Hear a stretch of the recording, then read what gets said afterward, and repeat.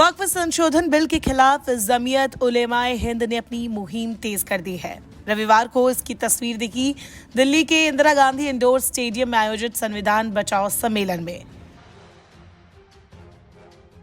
वक्फ संशोधन विधेयक 2024 पर चर्चा करने के लिए जेपीसी इसी महीने यानी नवंबर में पटना पहुंच रही है। समिति 13 नवंबर को जेपीसी वक्फ बोर्ड से जुड़े सभी पक्षकारों से मिलेगी और उनसे बातचीत करेगी। इस बीच वक्फ संशोधन विधेयक का विरोध भी शुरू हो चुका है। हम इसको मुकम्मल रिजेक्ट करते हैं, यही अल्फाज सदर मोहतरम ने सबसे पहले दिन प्रेस कॉन्फ्रेंस में कही थी। अब मैं इसी रविश के साथ दावत देता हूं आंध्र प्रदेश के चीफ मिनिस्टर चंद्रबाबू नायडू, जैसा सदर मोहतरम ने फरमाया, जिनकी पार्टी मददगार है इस वक्त रूलिंग पार्टी की, उस पार्टी के नायब सदर, बाख्तियार नायब सदर, सीनियर नायब सदर, मुअज़्ज़ज़, जिनके जमाती और जाती दोनों ताल्लुकात चीफ मिनिस्टर साहब से बहुत अच्छे हैं, जनाब अमीर बाबू साहब दामद बरकातुहुम।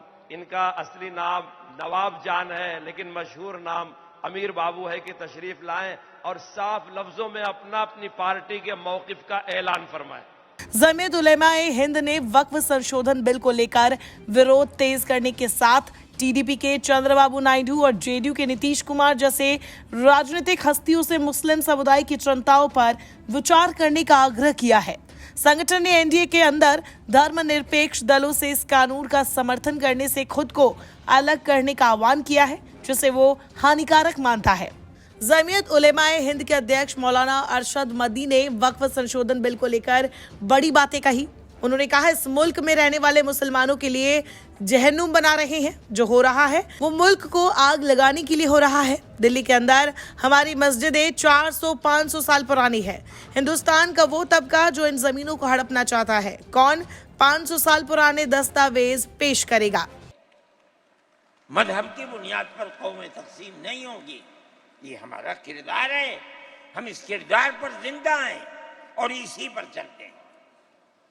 सही है, ये मुल्क के अंदर जो पॉलिसी चल रही है कि इनको मार दो, इनको गिरा दो, इनको, आसाम के अंदर ये पॉलिसी आज से नहीं सन 12 से चल रही है। जमीयत उलमा तन्हा जमात है मुल्क के अंदर जो आसामियों के मसाइल को जानती है। यहां से रहने वाले, उनकी जबान और है, उनका कल्चर और है, बहुत दूर है, दुनिया के आखिर में रहते हैं, कौन जानता है उनके मसाइल को?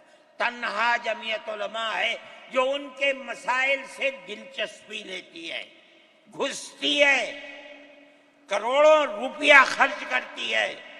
अभी आपके यहाँ हल्द्वानी के अंदर हुआ, मस्जिद को तोड़ दिया, शहीद कर दिया, गोली चलाकर 6 आदमियों को कत्ल कर दिया। इसके साथ साथ 101 आदमियों को गिरफ्तार कर लिया और ऐसी दफात उनके ऊपर लगा दी कि साल 1.5 साल से पहले उनकी जमानत नहीं हो सकती थी। जमीयत उलमा ने हमारे पास आए 70 आदमी, कुछ लोगों ने अपने केस लड़े खूब, किसी को यकीन नहीं था कि इसके अंदर कामयाबी होगी। अल्लाह की मदद से हमने अपने वकील को बुलाया बंबई से और उसके बाद जो बेहतर से बेहतर सुप्रीम कोर्ट का वकील था उसको बुलाया। इसी गवर्नमेंट का 1 पैसा हमारे पास नहीं है।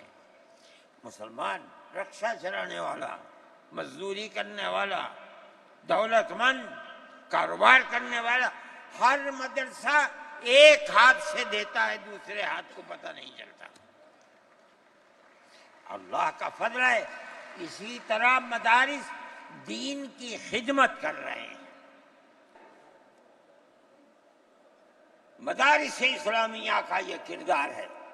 इस्लाम को फलता फूलता देखें, ये इनसे बर्दाश्त नहीं होता। मगर याद रखें कि अल्लाह का ये चिराग नहीं बुझेगा, इसे बुझाने वाले बुझ जाएंगे। इस दौरान बदनी ने फिलिस्तीन और इजराइल युद्ध को लेकर भी अपनी बात रखी है। उन्होंने कहा, जिस दिन पहला हमला फिलिस्तीन ने किया। उस दिन भारत के प्रधानमंत्री ने कहा कि ये दहशतगर्द है। मुझे ये सुनकर अफसोस हुआ। मैं उस वक्त कहा जो ये कहते हैं कि ये दहशतगर्द है तो फिर गांधी और नेहरू विद्यासागर थे जिन्होंने गुलामी की जंजीरों को तोड़ा। मैं जब अरब गया तो मैंने सुना कि हिंदुस्तान का बारूद फिलिस्तीनियों को खत्म करने में इस्तेमाल हो रहा है। यहाँ तक मुझसे कहा गया कि हिंदुस्तान के फौजी भी फिलिस्तीनियों को मारने के लिए लगाए गए।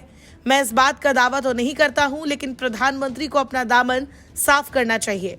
अगर फिरका परस्त लोगों की पॉलिसी को अपनाएंगे तो फिर मुल्क तबाह हो जाएगा, बर्बाद हो जाएगा।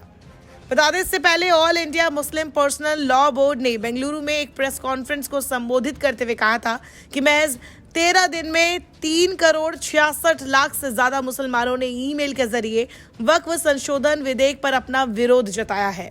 जब मुसलमान इस विधेयक को नहीं चाहते तो सरकार को इसे दरकिनार कर देना चाहिए। साफ है, वक्फ संशोधन बिल को लेकर अब विरोध तेज होता जा रहा है। ऐसे में देखना होगा कि आने वाले दिनों में सरकार रूठे हुए मुस्लिमों को कैसे अपने पक्ष में करती है, जेपीसी बिल में कौन से नए बदलाव करती है और इन बदलावों के बाद क्या फैसला लिया जाता है। नमस्कार, मैं हूं मानक गुप्ता। अगर आपको हमारा ये वीडियो पसंद आया हो तो इसे लाइक और शेयर जरूर करें और हाँ, हमें सब्सक्राइब और फॉलो करना ना भूलें ताकि आप देश और दुनिया की कोई खबर मिस ना करें। तो जुड़े रहिए हमारे साथ और देखते रहिए न्यूज़ 24।